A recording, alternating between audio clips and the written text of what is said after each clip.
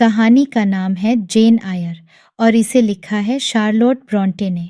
Charlotte Brontë एक ऐसी लेखिका हैं जिन्होंने अपनी लेखनी से साहित्य की दुनिया में अमिट छाप छोड़ी है।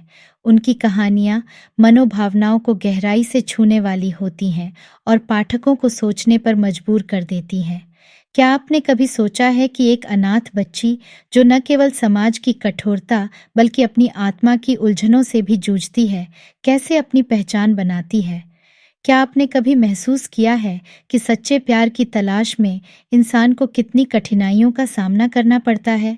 जेन आयर एक ऐसी ही भावनात्मक और प्रेरणादायक कहानी है जो न केवल आपके दिल को छू लेगी बल्कि आपके विचारों को भी बदल देगी। यह कहानी है संघर्ष, प्रेम, आत्मनिर्भरता और साहस की, जो हमें यह सिखाती है कि सच्ची ताकत हमारे अंदर ही होती है। तो क्या आप तैयार हैं इस अद्भुत यात्रा पर चलने के लिए, जहां हर मोड़ पर आपको नए अनुभव और अद्वितीय जीवन के सबक मिलेंगे? तो चलिए शुरू करते हैं। चीज अध्याय 1, गेट्स हेड में प्रारंभिक जीवन। जेन आयर का जन्म एक गरीब परिवार में हुआ था, लेकिन उसके माता पिता की मृत्यु के बाद उसे उसकी मौसी सारा रीड के साथ रहने भेज दिया गया। गेट्स हेड में जेन का जीवन कठिनाइयों और उपेक्षाओं से भरा हुआ था। सारा रीड ने जेन को कभी भी अपनी बेटी की तरह नहीं माना और उसे अपने बच्चों से नीचा समझा। जेन के चचेरे भाई जॉन रीड उसे हमेशा तंग करते थे और उसकी चचेरी बहनें भी उसे नापसंद करती थीं। गेट्स हेड में जेन का जीवन शारीरिक और मानसिक यातनाओं से भरा हुआ था। एक बार जॉन रीड ने उसे इतना बुरी तरह पीटा कि जेन ने जवाब में उसे मारने की कोशिश की। इस घटना के बाद सारा रीड ने उसे रेड रूम में बंद कर दिया, जहां जेन को अपने चाचा के भूत का डर सताने लगा। यह घटना जेन के जीवन में एक महत्वपूर्ण मोड़ साबित हुई। अध्याय 2, लोवुड स्कूल में जीवन। गेट्स हेड की यातनाओं से बचने के लिए सारा रीड ने जेन को लोवुड स्कूल भेज दिया। लोवुड एक चैरिटी स्कूल था, जहां का जीवन भी कम कठिन नहीं था। यहाँ के सख्त नियम और कठोर सर्दियों ने जेन को शारीरिक और मानसिक रूप से मजबूत बना दिया। स्कूल की प्राचार्य मिस्टर ब्रॉकलहर्स्ट ने लड़कियों को कठोर अनुशासन में रखा और उनके जीवन को नियंत्रित किया। लोवुड में जेन की मुलाकात हेलेन बर्न्स से हुई, जो उसकी सबसे अच्छी दोस्त बन गई। हेलेन ने जेन को सहनशीलता और धैर्य का महत्व सिखाया, लेकिन हेलेन की जल्द ही बीमारी से मृत्यु हो गई, जिसने जेन को गहरा आघात पहुंचाया। लोवुड में जेन ने शिक्षा प्राप्त की और अपने आत्मसम्मान और आत्मनिर्भरता को विकसित किया। अध्याय 3, एक गवर्नेस बनना। लोवुड में अपनी शिक्षा पूरी करने के बाद जेन ने अपने जीवन को एक नई दिशा देने का निर्णय लिया। उसने एक गवर्नेस की नौकरी करने का फैसला किया और इसके लिए विज्ञापन दिया। उसे थॉर्नफील्ड हॉल में मिस्टर रोचेस्टर की वार्ड एडेल की गवर्नेस की नौकरी मिली। थॉर्नफील्ड हॉल पहुंचने पर जेन का स्वागत घर की नौकरानी मिस्टर फेयरफैक्स ने किया। यहाँ का वातावरण गेट्स हेड और लोवुड से बिल्कुल अलग था। जेन को यहाँ एक नई आज़ादी और सम्मान महसूस हुआ। एडेल एक प्यारी बच्ची थी और जेन ने उसे पढ़ाना शुरू कर दिया। अध्याय 4, थॉर्नफील्ड हॉल में जीवन। थॉर्नफील्ड हॉल में जेन का जीवन बदलने लगा। एक दिन जब जेन बाग में टहल रही थी, तब उसकी मुलाकात पहली बार मिस्टर रोचेस्टर से हुई। वे एक घोड़े पर सवार होकर आ रहे थे और अचानक गिर गए। जेन ने उनकी मदद की, बिना यह जाने कि वे थॉर्नफील्ड के मालिक हैं। मिस्टर रोचेस्टर एक गंभीर और रहस्यमयी व्यक्ति थे, जिनका व्यक्तित्व जेन को आकर्षित करने लगा। जेन और मिस्टर रोचेस्टर के बीच की बातचीत और आपसी समझ ने उनके बीच एक मजबूत बंधन बना दिया। जेन ने मिस्टर रोचेस्टर की कठिनाइयों और उनके व्यक्तित्व के रहस्यमय पहलुओं को समझा।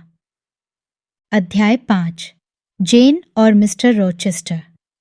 जेन और मिस्टर रोचेस्टर के बीच का रिश्ता धीरे धीरे गहराता गया। मिस्टर रोचेस्टर ने जेन के सामने अपने जीवन की कई कहानियां साझा की। उन्होंने अपने कठिनाइयों और दुखों को उजागर किया। जेन ने उनके प्रति एक गहरा स्नेह महसूस किया, लेकिन वह अपनी भावनाओं को व्यक्त करने से डरती थी। एक रात जेन को थॉर्नफील्ड हॉल में अजीब और डरावनी हंसी सुनाई दी। उसने देखा कि मिस्टर रोचेस्टर के कमरे में आग लगी हुई है। जेन ने तुरंत आग बुझाई और मिस्टर रोचेस्टर की जान बचाई। इस घटना के बाद मिस्टर रोचेस्टर ने जेन को धन्यवाद दिया और उनका रिश्ता और भी मजबूत हो गया। अध्याय 6 रहस्यमयी थॉर्नफील्ड। थॉर्नफील्ड हॉल में कई रहस्यमयी घटनाएं घटीं। जेन ने यहाँ एक अजीब और डरावनी हंसी सुनी और कई अन्य रहस्यमय गतिविधियों का सामना किया। मिस्टर रोचेस्टर ने उसे बताया कि यह सब एक पागल नौकरानी ग्रेसफुल की हरकतें हैं, लेकिन जेन के मन में संदेह बढ़ता गया। मिस्टर रोचेस्टर ने जेन को एक पार्टी में बुलाया, जहां उसने उसे ब्लैंच इंग्राम नामक एक सुंदर और धनी महिला से मिलवाया। जेन को लगा कि मिस्टर रोचेस्टर ब्लैंच से शादी करने की योजना बना रहे हैं, जिससे उसका दिल टूट गया।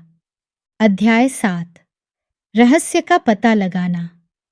अंततः जेन ने मिस्टर रोचेस्टर का एक गहरा और दुखद रहस्य उजागर किया। शादी के दिन जब जेन और मिस्टर रोचेस्टर चर्च में थे, एक व्यक्ति ने आकर घोषणा की कि मिस्टर रोचेस्टर पहले से शादीशुदा हैं और उनकी पत्नी अभी भी जीवित है।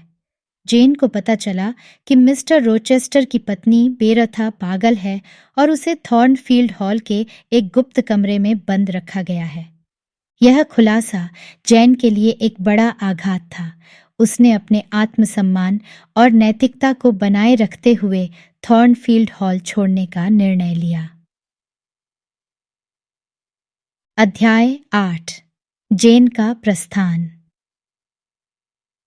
रहस्य उजागर होने के बाद जेन ने थॉर्नफील्ड हॉल छोड़ने का निर्णय लिया। उसने अपनी आत्मसम्मान और नैतिकता को बनाए रखते हुए यह कठोर कदम उठाया।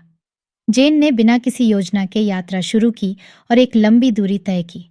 वह पूरी तरह से थकी और भूखी थी जब वह रिवर्स परिवार के पास पहुंची। सेंट जॉन रिवर्स और उसकी बहनों ने जेन को सहारा दिया और उसकी देखभाल की। जेन ने यहाँ एक नया जीवन शुरू किया और अपनी स्वतंत्रता को बनाए रखा। अध्याय 9 रिवर्स परिवार के साथ जीवन। थॉर्नफील्ड छोड़ने के बाद जेन रिवर्स परिवार के साथ रहने लगी। यहाँ उसकी मुलाकात सेंट जॉन रिवर्स और उसकी बहनों से हुई। सेंट जॉन एक पादरी था और उसने जेन को अपने स्कूल में पढ़ाने की नौकरी दी। जेन ने यहाँ एक नया जीवन शुरू किया और अपनी स्वतंत्रता को बनाए रखा। जेन को सेंट जॉन के व्यक्तित्व में एक गहरी उदासी और संघर्ष महसूस हुआ। उसने देखा कि सेंट जॉन अपने कर्तव्यों और अपने व्यक्तिगत इच्छाओं के बीच संघर्ष कर रहा था। अध्याय 10 विरासत और स्वतंत्रता।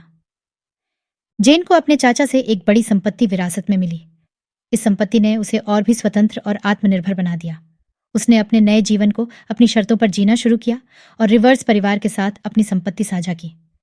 सेंट जॉन ने जेन को उसके साथ भारत में मिशनरी बनने का प्रस्ताव दिया, लेकिन जेन ने यह प्रस्ताव ठुकरा दिया। उसने महसूस किया कि उसकी आत्मा और दिल मिस्टर रोचेस्टर के पास है। अध्याय 11 मिस्टर रोचेस्टर के साथ पुनर्मिलन। अंत में जेन को मिस्टर रोचेस्टर के पास लौटने का निर्णय लिया। वह थॉर्नफील्ड हॉल लौटी, जहां उसने देखा कि हॉल आग में जल चुका था और मिस्टर रोचेस्टर गंभीर रूप से घायल हो गए थे। उन्होंने अपनी पत्नी बेरथा को बचाने की कोशिश की थी, लेकिन बेरथा की मौत हो गई और मिस्टर रोचेस्टर ने अपनी दृष्टि और एक हाथ खो दिया। जेन ने मिस्टर रोचेस्टर की देखभाल की और उनके बीच का प्रेम और भी मजबूत हो गया। उन्होंने एक नई शुरुआत की और एक साथ सुखद जीवन जीने का निर्णय लिया। जेन और मिस्टर रोचेस्टर ने अंततः अपनी सभी बाधाओं को पार कर लिया और एक सुखद जीवन की शुरुआत की। उनकी कहानी हमें सिखाती है कि सच्चे प्रेम और आत्मसम्मान के लिए संघर्ष करना आवश्यक है। जेन का जीवन संघर्ष, साहस और प्रेम की एक प्रेरणादायक कहानी है, जिसने हमें यह सिखाया कि जीवन की कठिनाइयों के बावजूद हमें अपने मूल्यों और सिद्धांतों को कभी नहीं छोड़ना चाहिए। आशा करते हैं कि यह कहानी आपको बहुत पसंद आई होगी। ऐसी और कहानियाँ सुनने के लिए जुड़े रहिए हमारे चैनल स्टोरी यूनिवर्स के साथ। धन्यवाद।